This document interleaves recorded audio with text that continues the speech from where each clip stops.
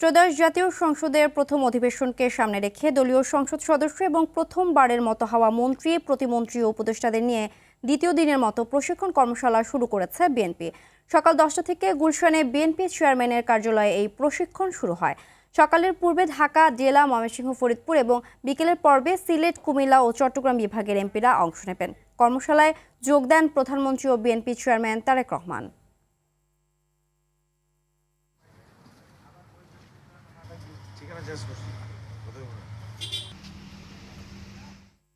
দর্শক, এই মুহূর্তে গুলশানে বিএনপি চেয়ারম্যানের কার্যালয়ের সামনে রয়েছেন সহকর্মী সর্দার রাজীব। সরাসরি যুক্ত হচ্ছেন তিনি। রাজীব, কর্মশালার দ্বিতীয় দিনে সংসদ সদস্যদেরকে কি কি বিষয়ে প্রশিক্ষণ দেওয়া হচ্ছে, বিস্তারিত জানাবেন।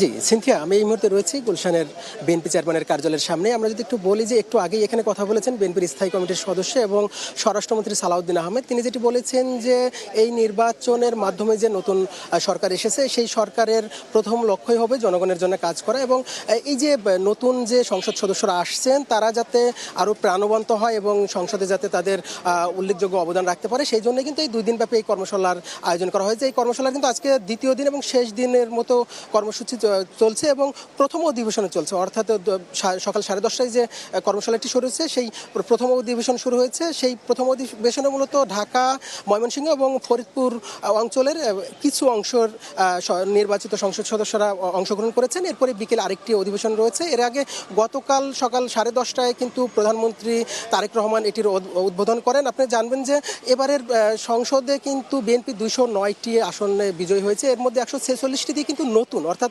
নতুন সংসদ সদস্যদের নিয়ে যে আগামী 12ই মার্চ যে প্রথম অধিবেশন অনুষ্ঠিত হতে যাচ্ছে সংসদের, সেই অধিবেশনে যাতে তারা তাদের উল্লেখযোগ্য অবদান রাখতে পারে এবং সংসদীয় যে বিধিবিধান বা সংসদীয় যে প্রণালীগুলো রয়েছে সেগুলো সম্পর্কে যাতে তারা অবগত থাকতে পারেন এবং এই বিষয়গুলোতে যাতে তারা ভয়েস রেজ করতে পারেন, সেই বিষয়টি কিন্তু জানানো হচ্ছে। আমরা যদি একটু দেখি যে এখানে কিন্তু এই যে সংসদ সদস্যরা তাদের সাথে কিন্তু তাদেরও নেতাকর্মীরাও আসছেন এবং এখানে কিন্তু দলের হাইকমান্ড অর্থাৎ কেন্দ্রীয় নেতৃবৃন্দও রয়েছেন। তারাও কিন্তু মূলত এই নতুন সংসদ সদস্যদেরকে তাদের যে অভিজ্ঞতার যে ঘাটতি রয়েছে সেই অভিজ্ঞতার ঘাটতি সম্পর্কে অবগত করছেন। আমরা প্রশ্ন করেছিলাম স্বরাষ্ট্রমন্ত্রী সালাউদ্দিন আহমেদের কাছে যে এই নতুন সংসদ সদস্যদের নিয়ে কোনো চ্যালেঞ্জ দেখছেন কিনা। তিনি যেটি বলেছেন যে এরা যেহেতু ফ্রেশার এবং নতুন উদ্যমে এসেছেন এবং তারা নতুনভাবে প্রিপারেশনের মাধ্যমেই তারা পূর্ণাঙ্গভাবে অভিজ্ঞ হয়ে উঠবেন এবং তারা সংসদের যে আইনি বিধিবিধান রয়েছে সেই বিধিবিধান সম্পর্কে অবগত থাকবেন এবং এদের নিয়ে একটি নতুন বাংলাদেশ বিনির্মাণ হবেন এবং প্রধানমন্ত্রী তারেক রহমান এবং সংসদীয় নেতা তারেক রহমানের নেতৃত্বে একটি নতুন বাংলাদেশ বিনির্মাণ হবেন, এমনটি কিন্তু তারা জানিয়েছেন। তো এই ছিল আমার কাছে সর্বশেষ। সিনথিয়া, ধন্যবাদ।